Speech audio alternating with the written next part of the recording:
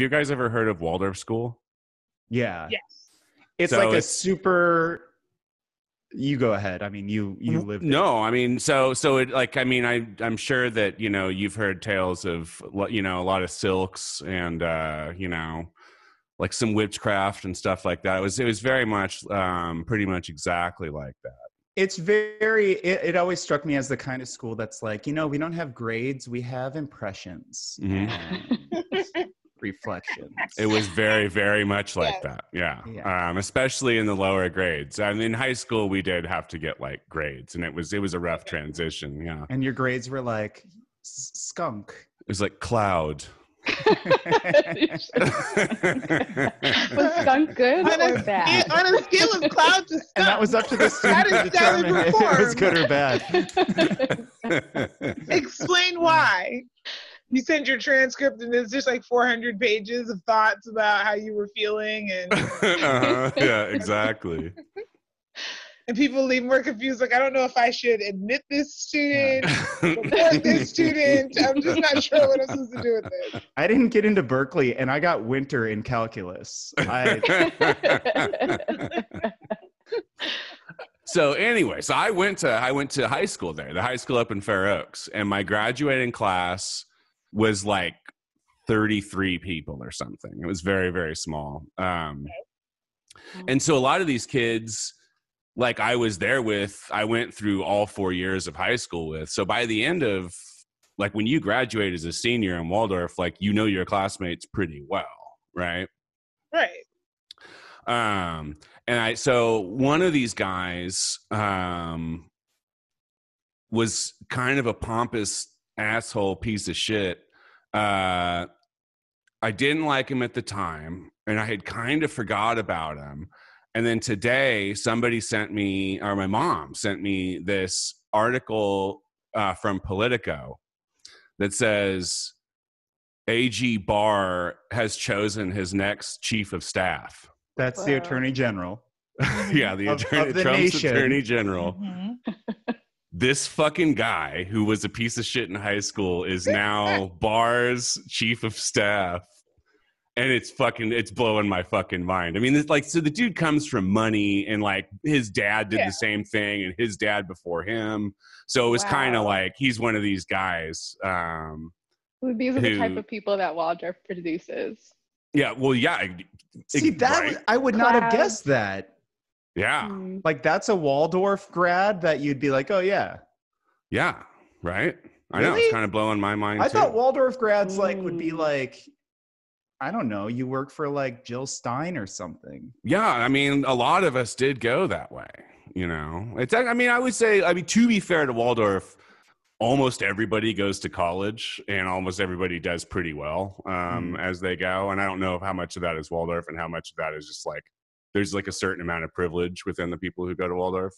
Sure. And also, an entire class size of 33 is what most educators would recommend. Like, you probably, that's pretty nice. Right. Yeah. 5-to-1 student to teacher ratio. Like, I mean, you're talking about like really individualized care and concern. For sure. So I think also the structure of the school lends itself to better outcomes. Like, if you were to just do nothing but half the class size in every single school in America tomorrow, you would probably improve outcomes with doing 100%. Right? Yes. Yeah. Yeah.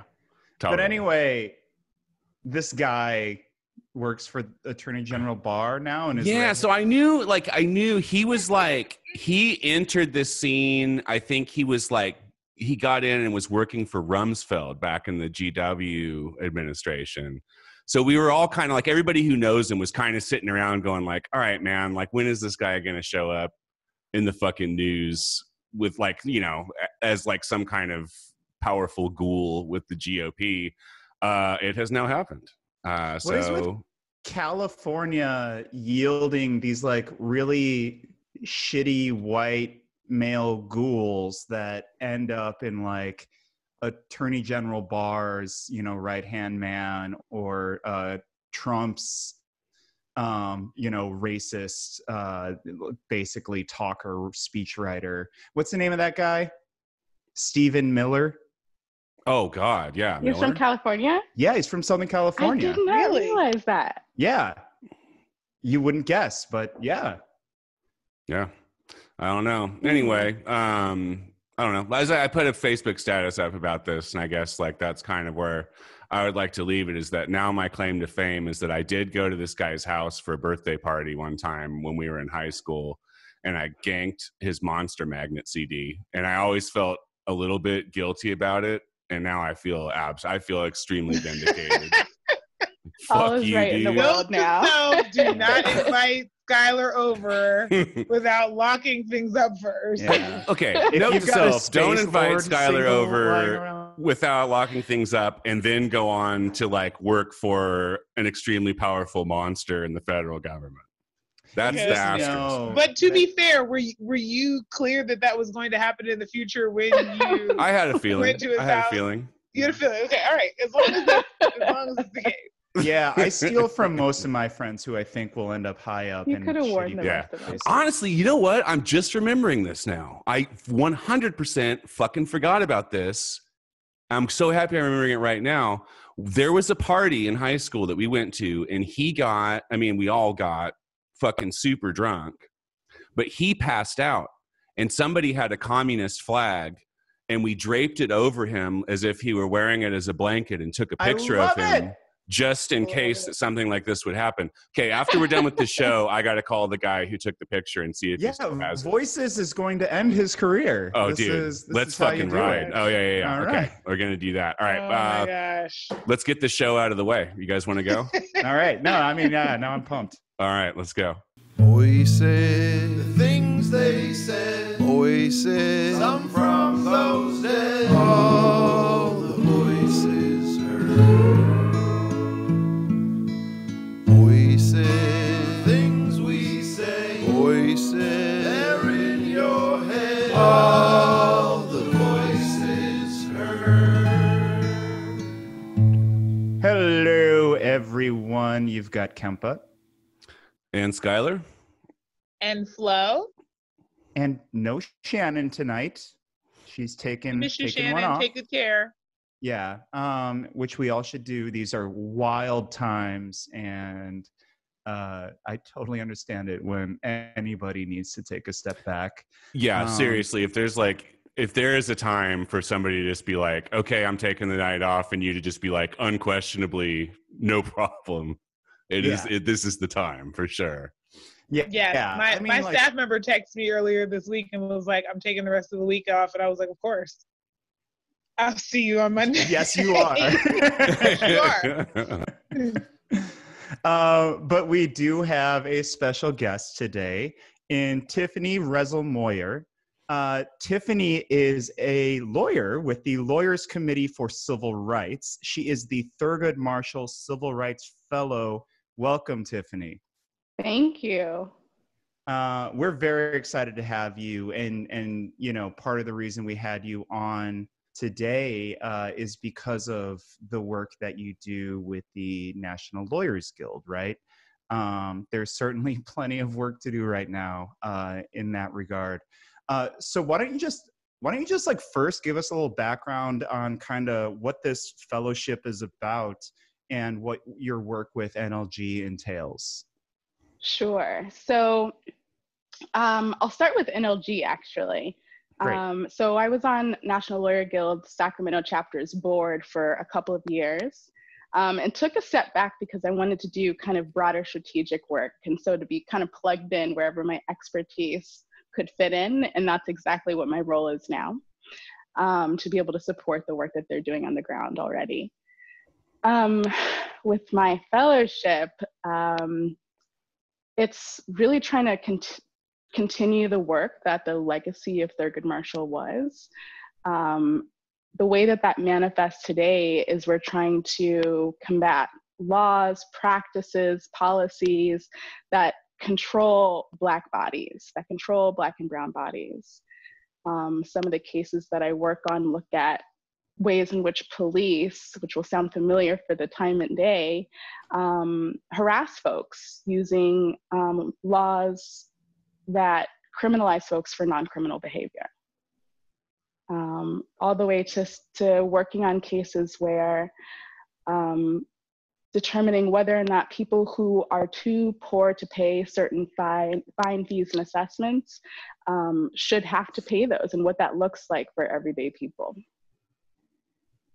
So let's talk about the context within you're working right now. And correct me if I'm wrong, but I assume this kind of has you working overtime in one particular space. In that would be the current civil unrest in the wake of the George Floyd killing. And we have this, you know, for listeners who are just tuning in Sacramento, we have a lockdown right now. We effectively have a curfew at 8 p.m., which began Monday, and we've had that every night. And it's going through Sunday, right? Yeah. And Jesus Christ. So far, yeah, it might go further. And we've had police clashes with protesters, and with not just, you know, folks who are out who might be, you know, who knows, doing some vandalism and stuff, but like we have pretty obvious footage of peaceful protesters being harassed, being messed with, and, you know, even in some more severe situations, being shot with rubber bullets by police here in Sacramento. There's also been a lot of arrests. Tifanei, can you tell me kind of how your work has kind of come around to what's going on out there? Yeah, a lot of thoughts come to mind. You know, I try to do my work using what's called movement lawyering principles. And that means, you know, not just filing cases or finding plaintiffs because it's intellectually fun or exciting exercise to do, but instead following how movements are working and showing up where my skills are needed, and just kind of having my ear to the ground to make sure that there are appropriate ways that I'm showing up. And that's manifested into rapid response work right now. Even in organizing spaces, people are just working a mile a minute, trying to catch up with, you know, all of the work that people are doing, making sure that we're collaborating, making sure that we are being strategic in the things that we ask for. But I start off sharing that I use movement lawyering principles because one of those principles is that you shouldn't take up too much space in these protests.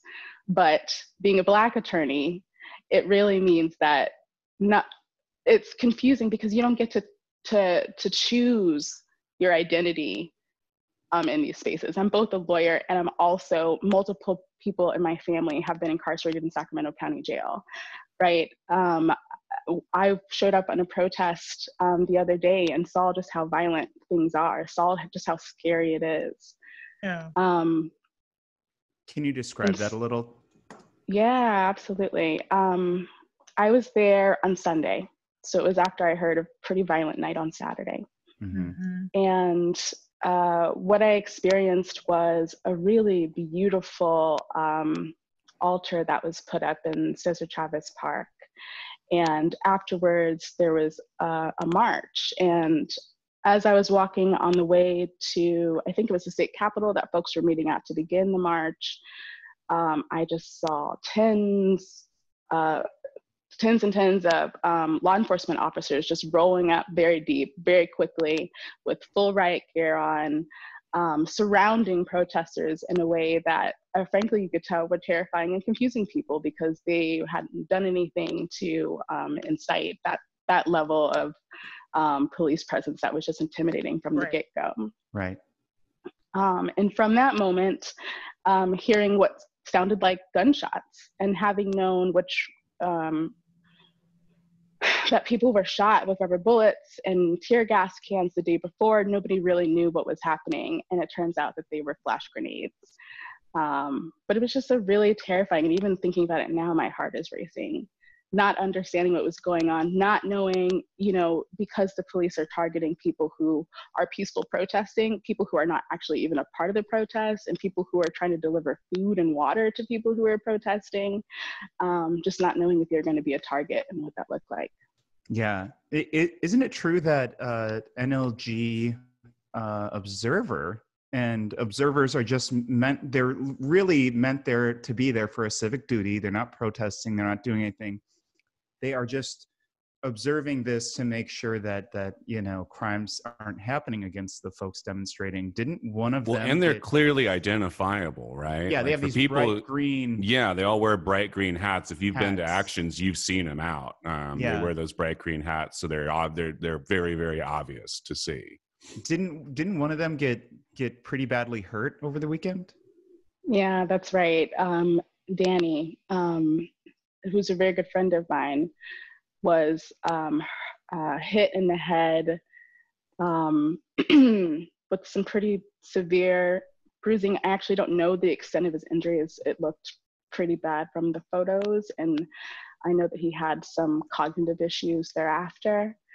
But he had, what I understand, a gas mask on with the green hat indicating he's a legal observer, and they shot him directly in the face. Mm-hmm. There's video coverage of it where you can see him falling to the ground after the shot, which is just heartbreaking. And he was taken to the hospital, and I got to connect with him just a little bit after he was released from the ER. Did I see that there's a GoFundMe for him or something, or is that not true? So I don't know if there's a GoFundMe for Danny, but there was another person who was hit on the same night. Okay. And that was a person who I described earlier was out there giving water and food to people who were protesting. And they were hit multiple times in the face and in the upper body. They had their eyebrow fracture, just got out of surgery either today or yesterday. Time is kind of meshing together now. And there's too much damage to one part of their face to get a surgery yet. And so they, once swelling go down, are going to reevaluate next week. Okay. That's so much that I've heard. So if they have a GoFundMe, and if that's okay with them and their family, we'd be happy to share that link as well. Yeah. Great. Yeah. To this, it's public right now, so I'm sure they would be happy for you to do that. Great. I guess maybe why don't we just talk a minute about what it means to see this happening out there right now for folks like you and your colleagues, or someone like me as a journalist, or really any of the four of us, right? I mean, we all end up out there for different reasons at different times. And we are all kind of in danger of this police violence. It's happening all across the country. Yeah. And this happened 5 blocks away from where I live. These two Sacramentans, now, this one at the very least possibly has their life changed forever, right? After they imposed this curfew on Monday, for me as a journalist, I was like, I don't know if I'm comfortable going out there now. I'm obviously Voices is a independent media outlet, and if it's up to, and we also have a very strong history of adversarial reporting against cops here. So, if we go out there, if they recognize, any of us, it doesn't matter if you have a fucking laminate or something, they could cuff you and take you in, or they could do something else worse, right? Because we are seeing them do just violence. They're targeting legal observers. They're targeting journalists across the country. Medics. They're targeting children. They're targeting children. And we already knew they were targeting young Black men and and protesters in general. But this is, it almost seems like the mask is completely off with the police force across the country. And it's kind of a scary time. And it's hard to, and I think I should take a step back and say I'm safe in my own space right now, but it's hard to convince yourself to go out there sometimes when you're like, I need a buddy. I need a journalist buddy to go out, or else like that's really not safe for me. Or a group.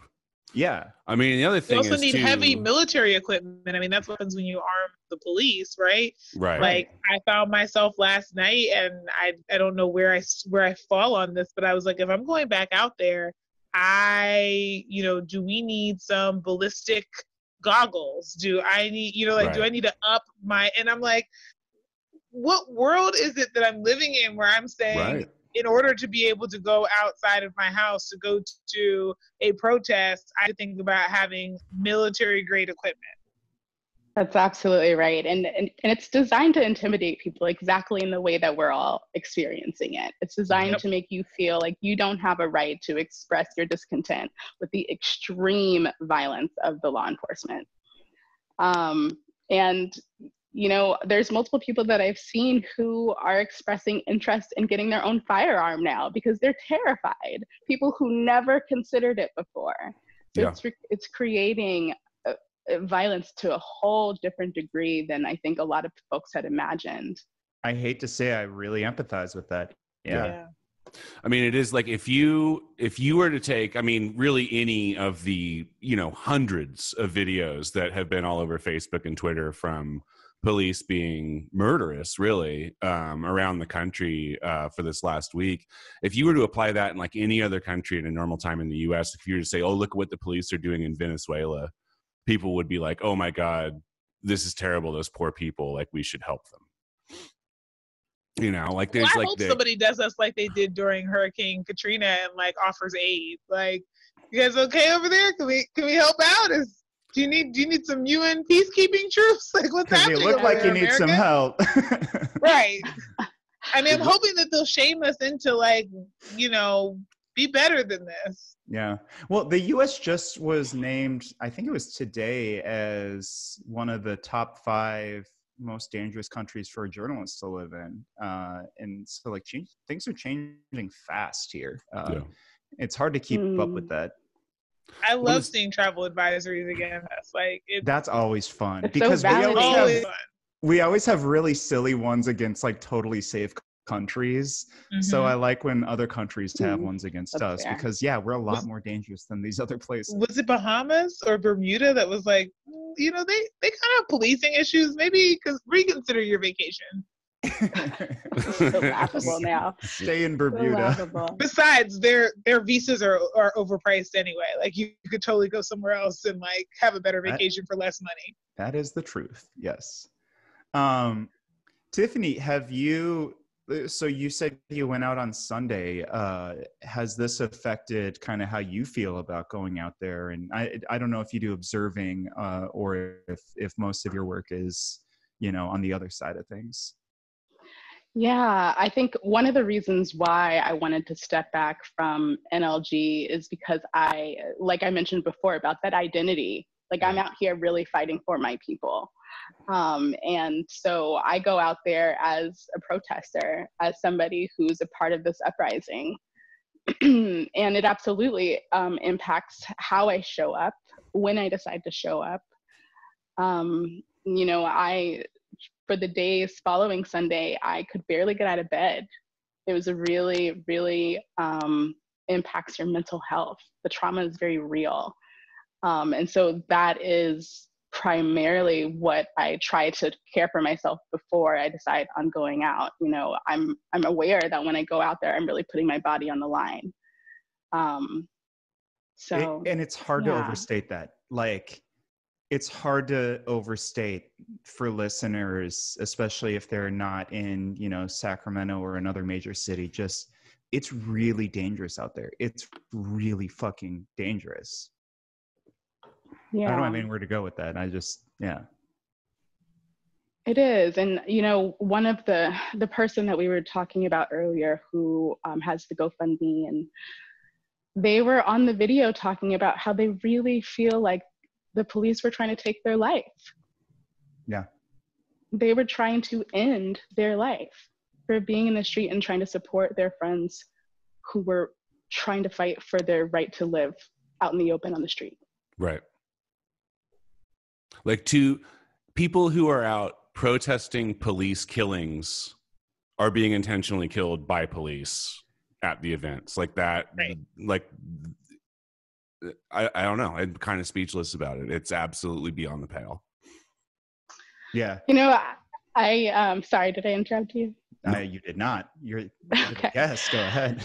So I was promised that I could get on a little pedestal and talk about the history of policing in the US. And Please do. I'd like to, push back a little bit on the narrative that this is unprecedented or that this is, somewhat out of the norm of how policing actually works. Yep. I know in your last episode, you talked a little bit about the origins of policing being with slave patrols.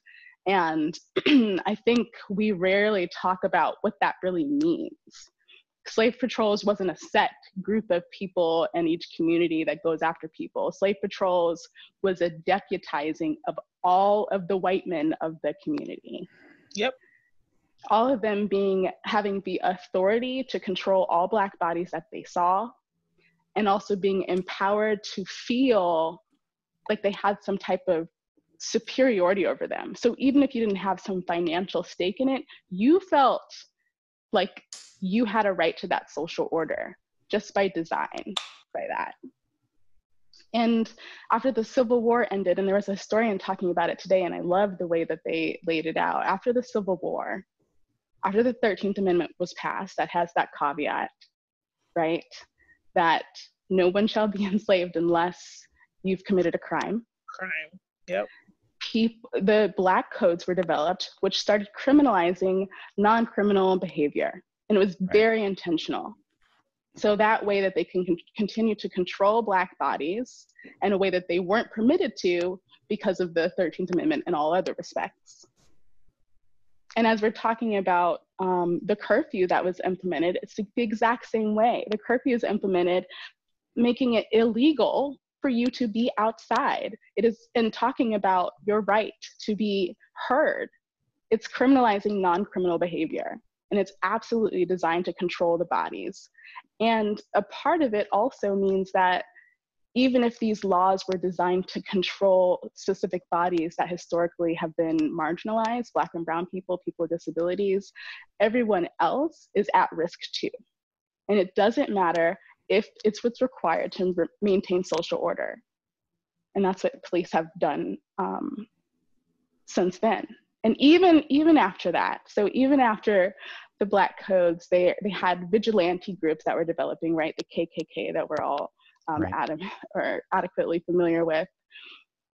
When things got so bad, they moved out migrated from the South to the North.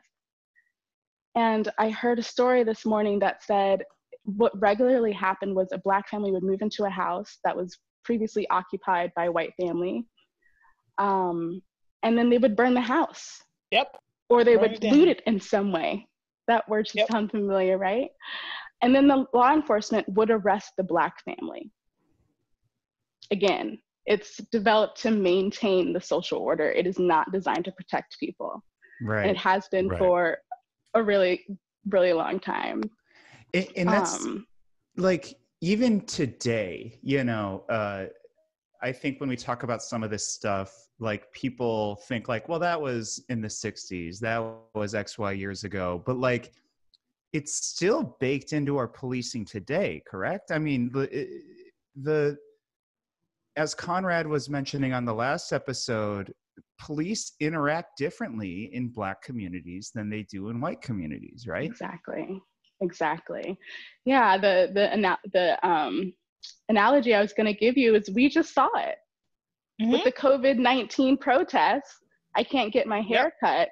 White men who are fully armed in the face of law enforcement, and law enforcement is not reacting. Right.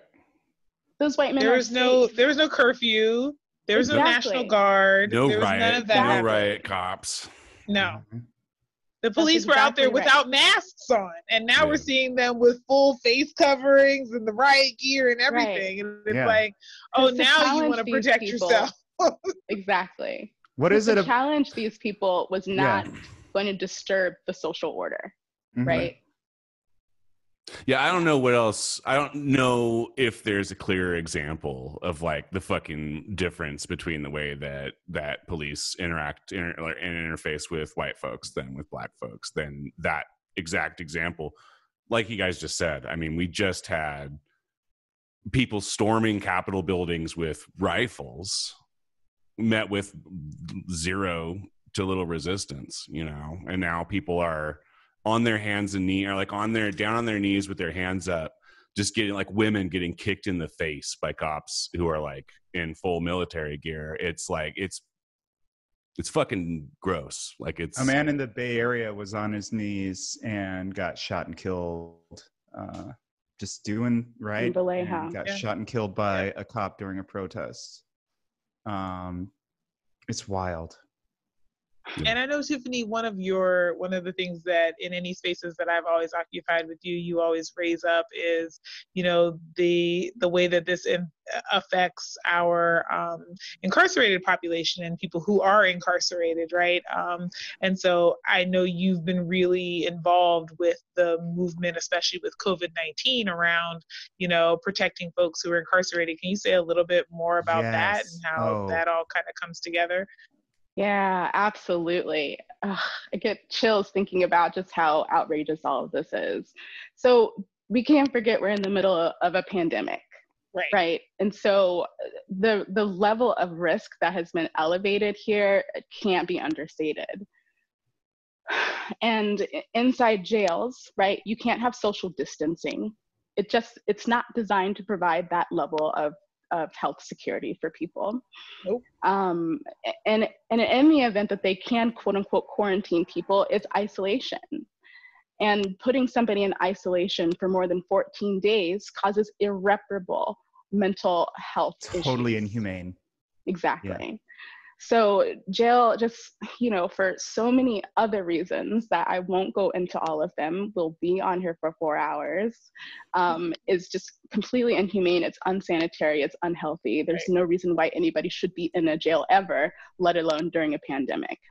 Yeah. And what's happening right now with these curfews, what's happening right now is they try to criminalize protesters, or that they're arresting people and taking them to jail.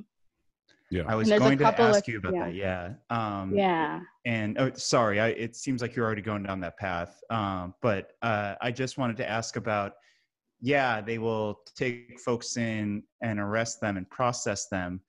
But California, if it's a misdemeanor now, there's no such thing as like bail or whatever, right? But if they just like peg you with a felony, like accuse you of some sort of felony, then they can throw a bail price tag on you. And it appears to be, and Tiffany, I think can give the details on this, that they are using this loophole to keep protesters in jail as long as they can.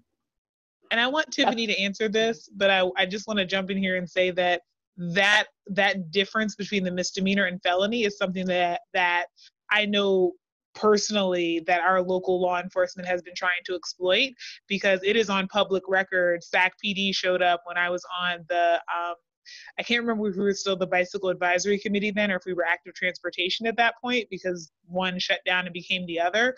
But on record, Sac PD showed up and talked about their bait bikes program.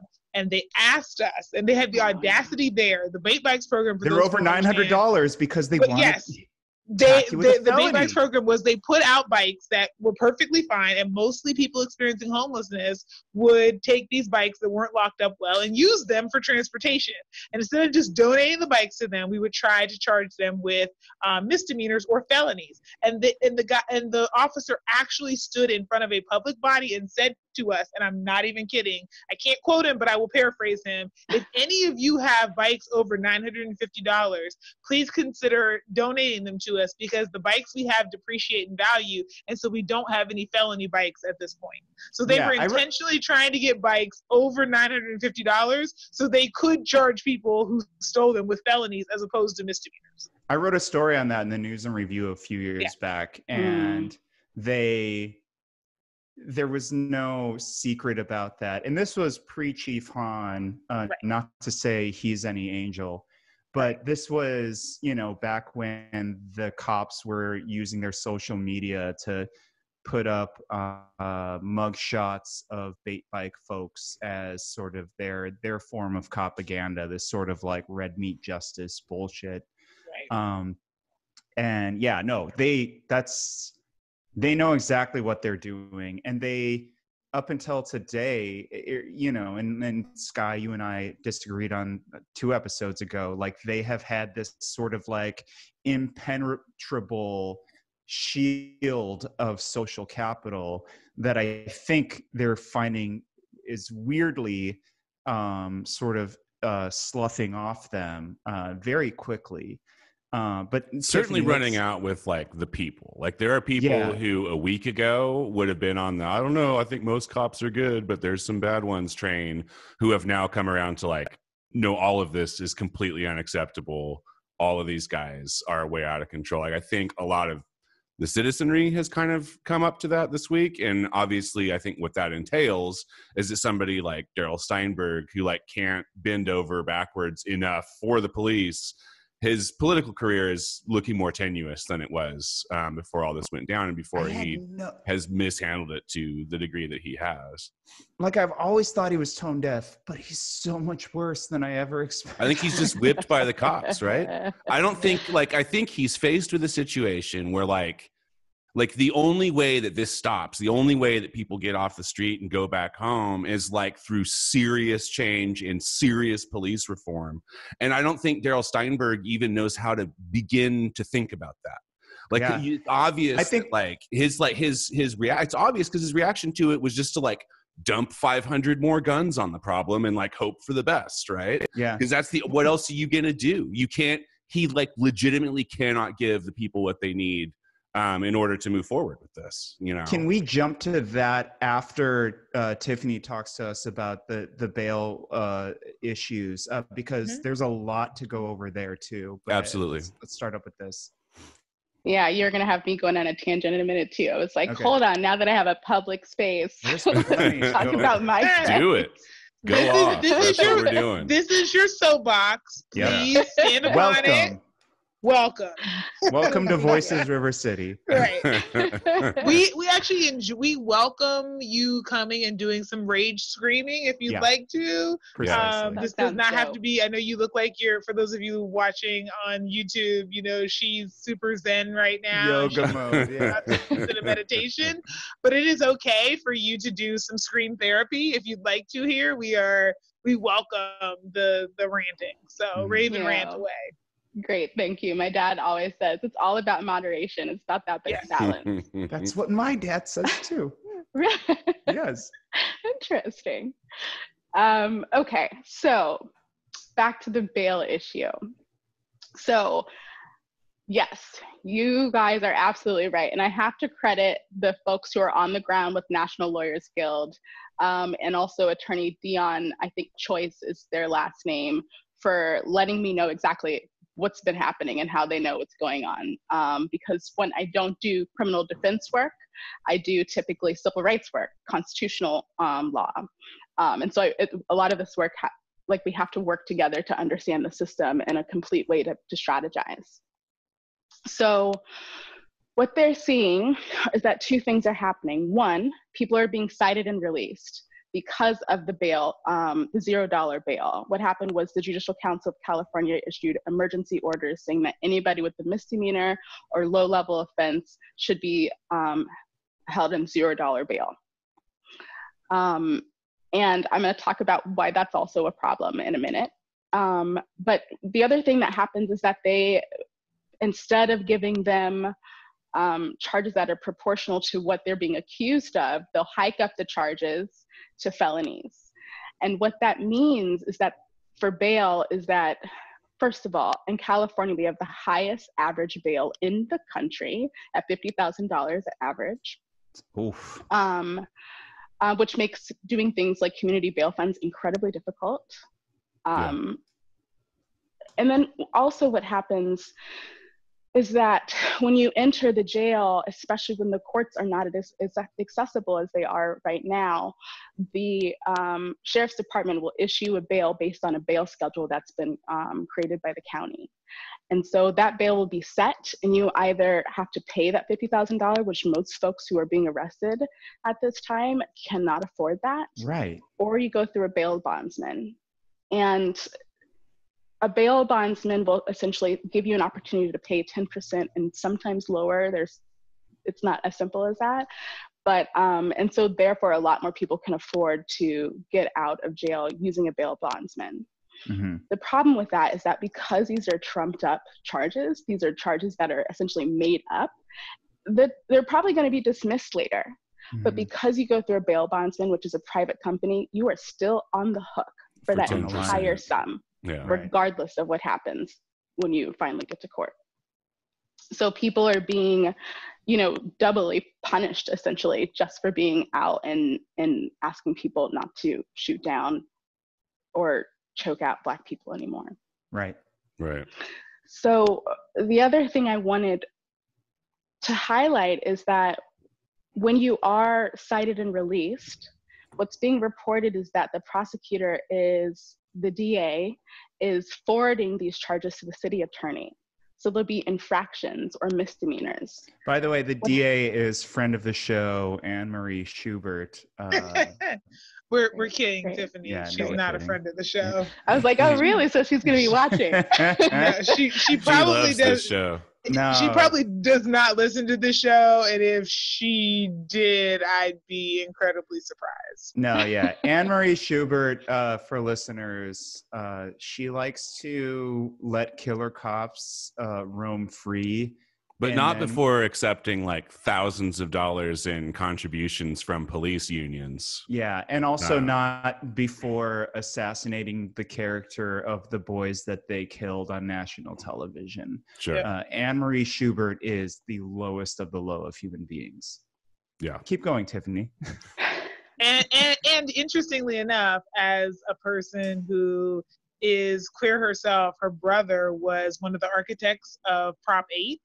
And even though she is queer herself, did not disavow his stance and actually accepts campaign contributions from him. So there's no depths to, the depravity of her own soul that she won't even stand up in the face of a brother who had such vehement distaste for her that he would architect an entire statewide bill to make it illegal for her to marry her wife. So yeah, that's the kind of person we're talking about. Sick. Yeah.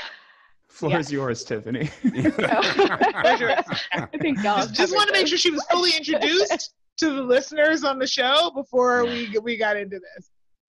And just a stand-up job. Okay.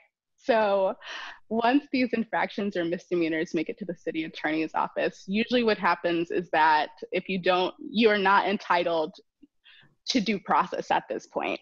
Okay, so in a lot of ways, the state has determined that since it's such a low risk to have this fine assessed to you or imposed upon you, you don't need to have the same due process rights that you would have in criminal court. So you don't have the right to a public defender, and the process by which you can argue against it is almost non-existent. So that what happens is that then they impose these fees that can go up to hundreds and hundreds of dollars. And if you don't pay them on time, in some counties you can have a warrant out for your arrest. Sure. And in other counties it just keeps piling on, and people do really dramatic things in order to be able to pay this, because if you have this on your credit, you have a difficult time getting housing, you have a difficult time getting a job. Mm-hmm. And people take out predatory payday loans in order to be able to afford to get out of this infraction. People, there have been reports of people turn to crime to be able to pay it off because it's that big of a deal to have that on your record. Right. And so it just can't be understated in the different ways that the county and the city are exploiting people for being out in the streets right now. Absolutely. Can you talk about the current situation? Are there any currently demonstrators that are in jail right now with exorbitant fines or I'm sorry, bail? Yes, there are, and I wish I had contact with more of them. I got one person was referred to me for hopefully that we can provide support to, who paid some $1,000s to a bail bondsman, understanding that their bail was a certain amount. And once they paid it to them, they were like, well, why isn't my loved one out of the jail yet? And the jail told them, well, we changed it, and now it's $250,000. So now they're out that money they gave to the bail bondsman. $250,000? Wait, how can the jail change that? Doesn't the judge have You know to? what? I don't know the details. I don't know the details enough. All I know is that it doesn't surprise me that this level of predation is out there. Right. But well, yeah, there Sky, are you went down today. Yeah, so I actually think that gentleman got out today. Great. Good. So I am in contact with someone from NorCal Resist, who's a local group. There's a larger national fund, right, called the National Bail Fund Network. And so what they do is that they take donations and any money that they can get basically to help bail people out. Sorry, my cat is like climbing up my leg. They take money, all the money they can get to bail people out, and they kind of dole it out to groups like NorCal Resist, who are like, so for instance, like when we're not in the middle of like a military occupation, these guys do a lot of work with ICE detainees and advocating for and helping with bail for people who have been victimized by ICE. So they've kind of now they are doing a lot of work. They just today bailed out 2 people for $100K a piece after being given like about that much money today by the national org. So one thing like that I think the reason why I'm bringing this up is that I know through these guys that one thing that the cops have just done as of the day before yesterday. So that's what's today? Tuesday. Tuesday, yes. Time doesn't matter in the age of COVID. Yeah. So these guys are in the habit of getting money, bailing out people who need it, right? Like that's what they do. That's what they're used to. So they and right now, because of COVID, you are not supposed to go down to the jail in person and pay bail. They want you to pay online to keep everybody separate. So what they did on Tuesday was they took the option to pay bail online off of the website.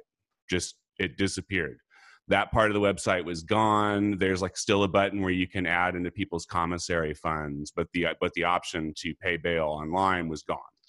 So I went down with one of these guys to the jail to kind of be like, all right, so we want to pay bail. How do we do it? And the cops acted like they did not know that thing on their website had gone down. So then we waited for like 45 minutes and they said, okay, well, if you guys come back with a cashier's check, we'll take a cashier's check for this. So I didn't go with him. He went back the next day to bail somebody else out with a cashier's check. And they told him, oh, yeah, no, you didn't fill this out right. Like you need the guy's name on it or something. So what they're doing is they're making it very, very, very difficult for people, even for people like activists whose whole impetus in this thing is just to bail people out and like collect donations and make that happen. It's very, very, very hard for them to do it because even if you jump through the hoops they want you to jump through, they'll find a reason why, oh no, yeah, we can't take this check. Like they told them at one point it like that it had to be filled out by like the name, the money it couldn't be coming from an organization. It had to be coming from an individual, they said. Which is weird because you like I guess there's some kind of like legal issue, like you can't funnel money from your organization that you've been given from another one through your personal account. Like to do that would be illegal, but like that's what they're telling him he needs to do. It's a fucking giant mess, and it is like it's hard to like listen to him talk about it and not believe that this is convoluted 100% on purpose to make it hard for people to get bailed out. Tiffany, what kind of recourse is there? Oh, Flo, you were going to say something. I just wanted to, because I needed a level set. As soon as Tiffany said $250,000 in bail, my mouth like fell open. Yeah. And then, do you want to know the thing that immediately popped into my head? I was like, what the hell was Brock Turner's bail? So I just spent a moment Googling Brock Turner, and Brock Turner was the guy who like had multiple witnesses of him sexually assaulting a person on campus, but was seen as a good guy. Only got like 3 months of prison time, which I'm not, pro prison, but in the grand scheme he was of this things, white guy, a swinger at his college. And everybody was like, he's such a good kid. And I was like, he got caught raping someone. Like, I don't, where does good, like, when people are like singing you can't songs get more about like racism, you don't get to say I'm not racist, right? And it's like the same thing here. Like, how is he a good guy? Define good for me. But his bail was $150,000. And wow. I just can't imagine what somebody could do worse than sexual assault that at a protest that could earn them a $250,000 bail. Like I do not understand. I am curious to hear what the charges are against they will. So one of the girls that was released today that had $100,000 bail had been driving through, and this was before curfew. So she went in on like Saturday night, I think, Saturday or Sunday night. But she was driving through an area where there were looters, and she got pulled over, and they accused her of being a looter, and there's nothing really that she can do about it. So I guess according to the guy that I've been talking to from NorCal Resist, they hit if they think you've been looting, like there isn't like a looting charge, so they'll hit you with like 3rd-degree burglary, which is a felony. And then they'll hit you again with another charge that's something along the lines of like 3rd-degree, like burglary in a state of emergency or something. So you get you pull 2 felonies. How is that worse than felony sexual assault, 2 counts of rape, and an account of attempted rape? Like I still don't understand how that yields a higher bail than not to understand rape and sexual assault. Like not to understand. Does not compute. I'm still confused. Well, I remember a few years ago there was a report that came out, and I wish I remembered more of it so I could like really be on point with this information for y'all. But there was a quote in there from a county person who was literally like, "Oh, no, we don't really have a system for how we assign bail. It's really kind of like what that person thinks is right." The judge's whim, right? Yeah. To me, what they're doing is, it's the state of emergency. It's basically martial law, right? And they are imposing Machiavellian charges against people to scare you so much that you will not go outside, that you will not know what they charge you with. Well, so just, can somebody, I need a logic check. Like, Tiffany, maybe you could do this for me. Okay, so a couple of weeks ago, there were armed protesters coming out to say it is unconscionable that you would politely request for me to stay at home. Mm-hmm. And then we now have a curfew and the National Guard is here. And those people who were pissed because we asked them to stay at home and just like stay 6 feet away from other people and maybe wear a mask if they felt like it, are nowhere to be found.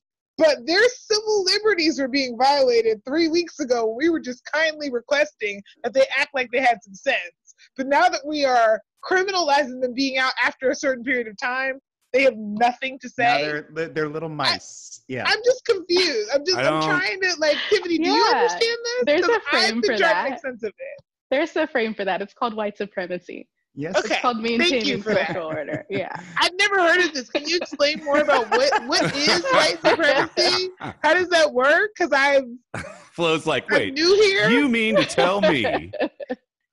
I'm new here and I've never heard of this. I'm just first day on planet Earth, just trying to figure it out. So, okay. All right.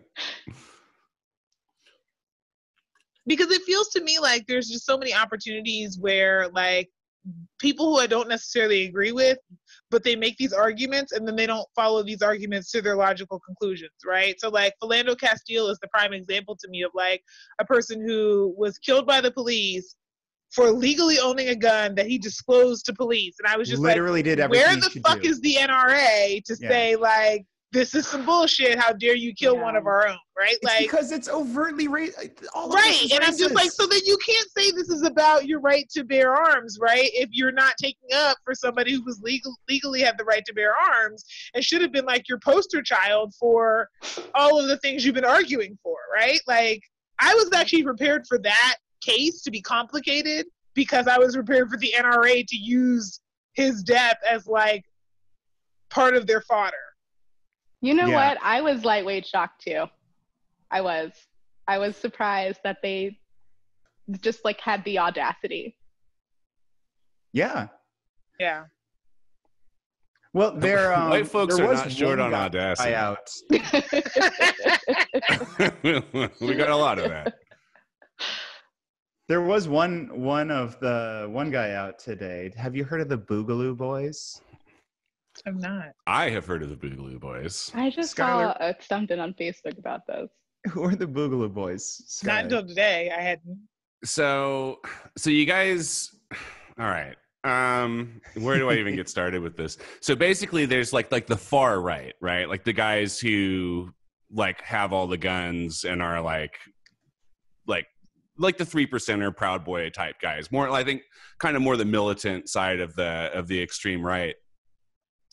These guys think that there is like a second civil war that is imminent, that is a race war. It's very similar actually to like what Charles Manson was kind of on, like his kick about. So how, their like, name is, sorry. Well, because the funny thing is that they regard it, or I mean, kind of where that name comes from is that they regard it as like the sequel to the Civil War. So they call it like Civil War II Electric Boogaloo, right? Yeah, so that has turned into this whole thing.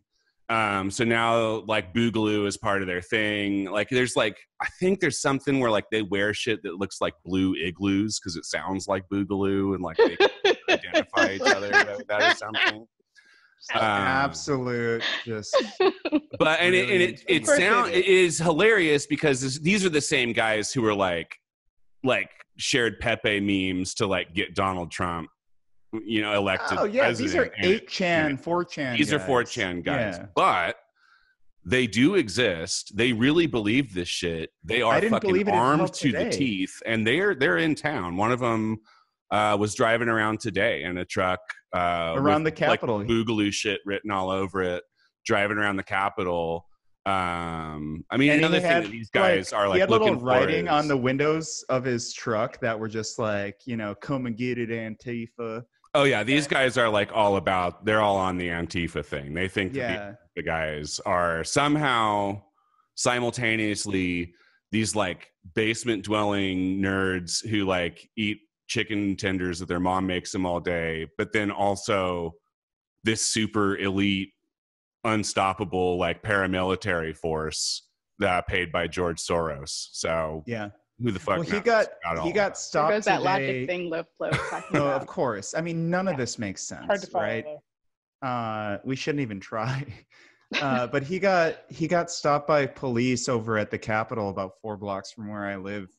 And I think he got 5150'd. I think they took him in for a mandatory psych eval. Yeah. And then they pull. I mean, and here's why this is like kind of funny, but kind of not funny.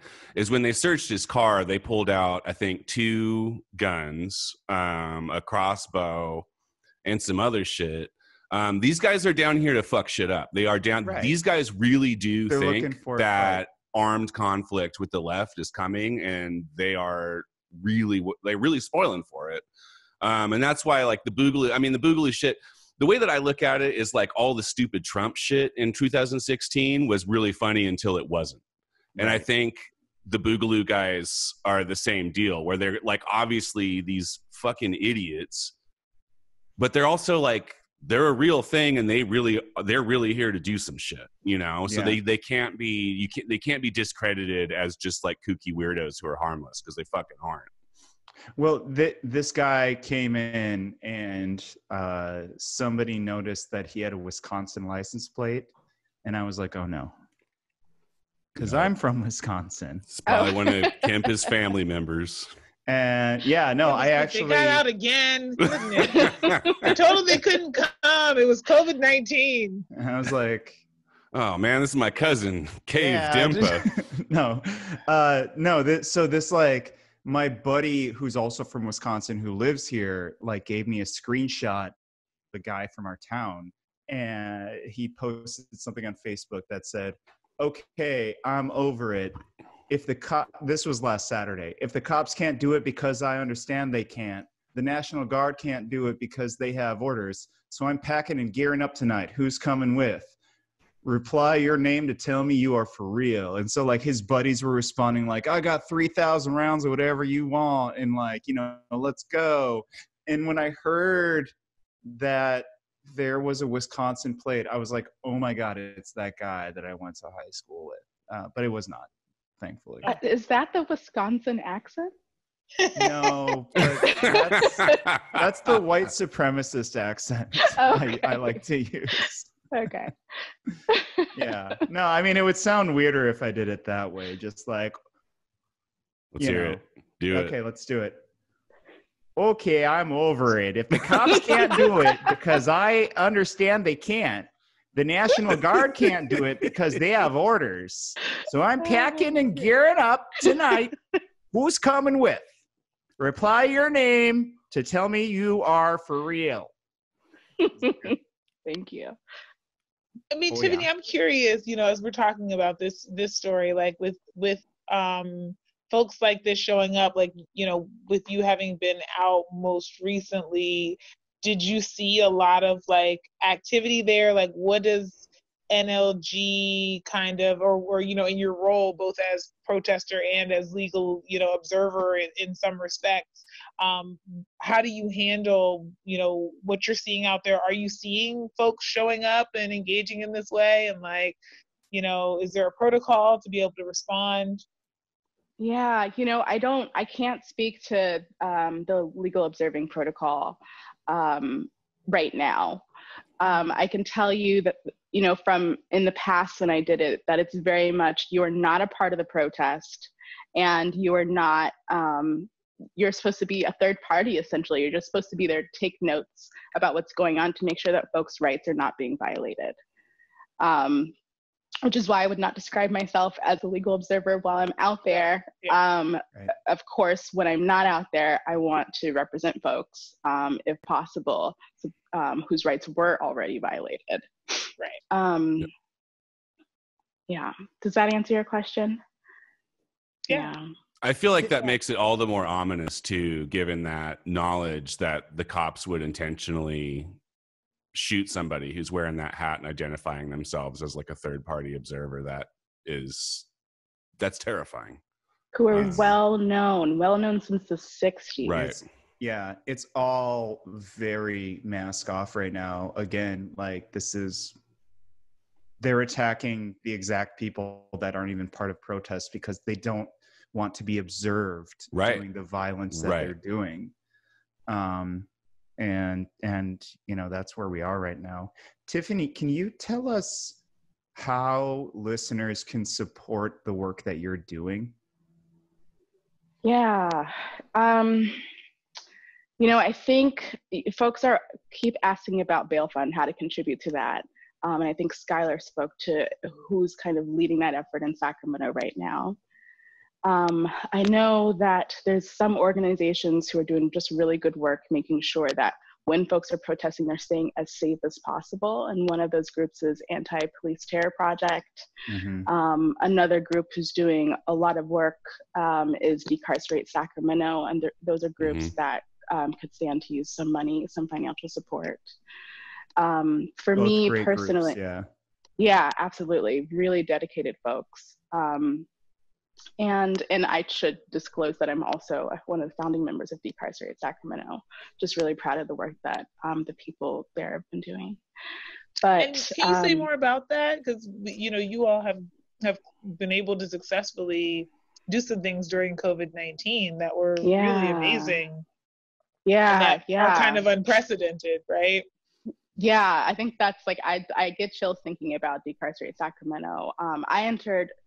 I used to be plaintiff's counsel for class action against Sacramento County for the dangerous jail conditions, which is why I'm so familiar with what it looks like on the inside and how horrible it is. Oh yeah, we're known being one of the worst in the country. That's absolutely right. Yeah. Yeah. And so a couple of folks were organizing when they learned the budget that the sheriff was going to get in order to remedy some of those constitutional violations in the jail. And they were wondering essentially, like, how do we honor both their obligation to care for people inside of the jail and also push back on the county board of supervisors stating that they have an obligation to put this many resources into the sheriff. In addition, they were planning to build extensively in one of the jails, not the main jail that's downtown, but the jail that's in Elk Grove. And Decarcerate Sacramento came together to say, look, like I just said, we want folks to be protected inside, but this plan isn't it. And if you go forward with this plan, we're going to be in financial hell, so to speak, for decades. And they were able to get medical providers together. They got data analysts, data scientists together, medical students. They got, attorneys like myself, organizers, and people who've been on the inside as well, which are essential to doing this type of organizing work, and pushed really hard against the board of supervisors who eventually stalled on that plan so that development plan isn't happening anymore. And they did this in, I think, 3 months. It was a really just incredible effort. And of course, Decarcerate Sacramento built on a lot of the work that other counties are doing. We certainly took lessons learned from there. And while all this was happening, I took on another job. So I was no longer counsel on the case, which meant that I could participate in a different way. Of course, not violating any of my ethical obligations, but, and so it meant that I was able to participate in some more organizing efforts. And so when COVID-19 showed up in Sacramento and we knew that our folks inside the jail were at risk, something that Decarcerate Sacramento did was help to support the public defender, who I don't even know if they slept in that office, just pumped out motion after motion to get people outside of the jail. And I think reduced the population by almost a third, which is absolutely significant. With that jail population reduction, you don't have to put that much money into the sheriff's department, right? If you stop locking up people who don't need to be locked up. And therefore fund community services, health services, etc. Yeah. So yeah, that's Decarcerate in a nutshell. Love it.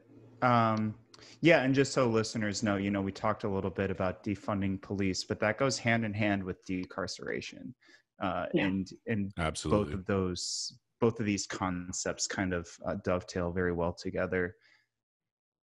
Is there anything else we want to ask Tiffany? Tiffany, do you have anything you want to share with us? This is your bully pulpit as well. So one more thing that you haven't done a lot of rage screaming grinds my gears. I would love if just some help if there are folks who are receiving these infractions that are being forwarded to the city attorney's office. We want to help. The office I work for has resources and a lot of people who are eager to participate in defending folks. So if that's the case, please contact me. In addition, if you do find yourself in a situation where you were preyed upon by the bail bondsman, we have a bail clinic that was started by our previous Equal Justice Works fellow Danica, that has had a lot of success in supporting folks using consumer protection laws. Great. Yeah. If somebody did want to get in touch with you via like social media or whatever, how would they do that? That's a good question. All of my social media is just my first name, Tifanei. Thank my aunt for naming me, makes it real simple in this day and age. And then you can also just do a little search on Lawyers Committee for Civil Rights of the San Francisco Bay Area, and my name will pop right up, and you'll get all my contact information there too. Great.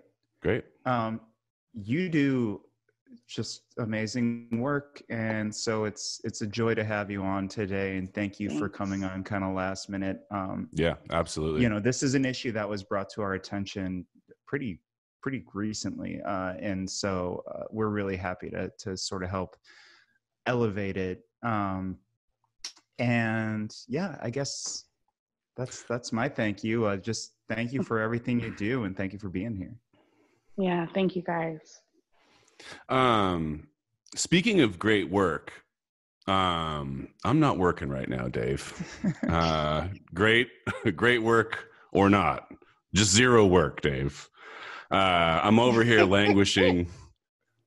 I've been doing now. I think it's got to have been at least a year. It feels maybe 10. Again, time doesn't even matter anymore. Now, and I used to be able to go out and just prowl the streets to my heart's content after 8 p.m. But Darrell's taken that from me now as well. My hair's not long enough to like let it down out of the tower for some fucking prince to climb up the window and liberate me from this hell. The only That's thing actually my ticket out. Right. The only thing that I have now, Dave, the only thing that I have to live for now is Voices River City content. And God help me, I'm worried that I've been through it all. Surely there is some place that you can tell me about where there's more of this great content that I need to keep myself sane in this time of great solitude and leisure. Solitude and leisure. Solitude and leisure. There was a better word than leisure, but I couldn't think of it at the time. But that's kind of correct. Yeah. Okay. A man of leisure, Skylar Henry. Yeah. So, Voices River City has many iterations, but we've been around for 3 years. And I was just reminded by one friend who joined me on a little Facebook fight about, we were basically arguing with other like lib white people on the concept of ending police forces. And I remembered that this friend actually wrote a piece 2 years ago at Voices River City on this topic. So if you go to voicesrivercity.com and you check out the deep cuts, we have some really fucking incredible work that I had sometimes I forget a little bit about.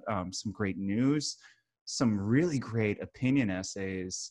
And by the way, the person who wrote this piece is a white dude. It's my friend Blake Gillespie, and it's a fantastic piece. But the whole concept of ending police and defunding police was started in the 1960s by the Black Liberation Movement, and I hope we don't forget that.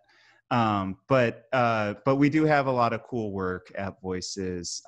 We have some good arts coverage from back in the day.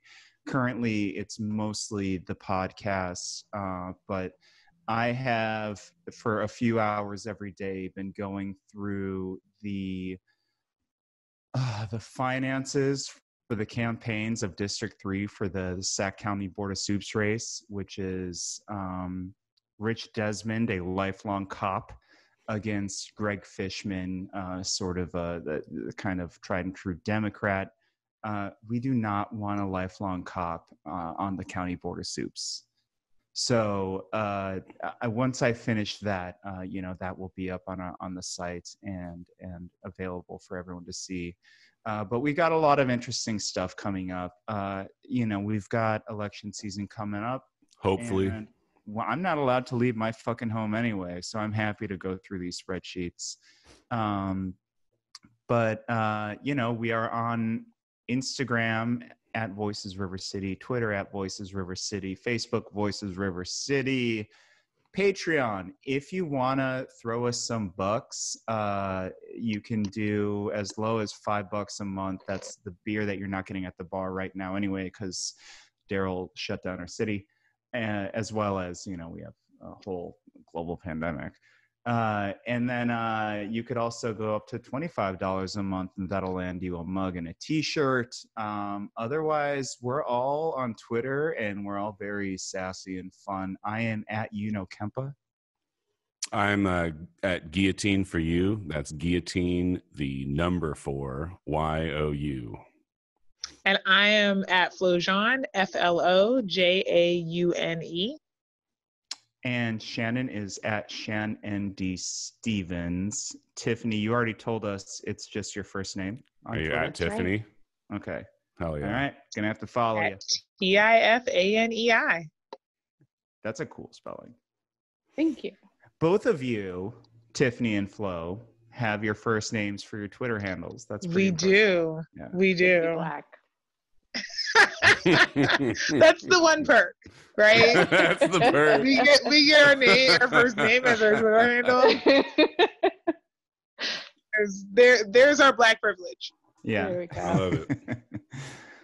Cool.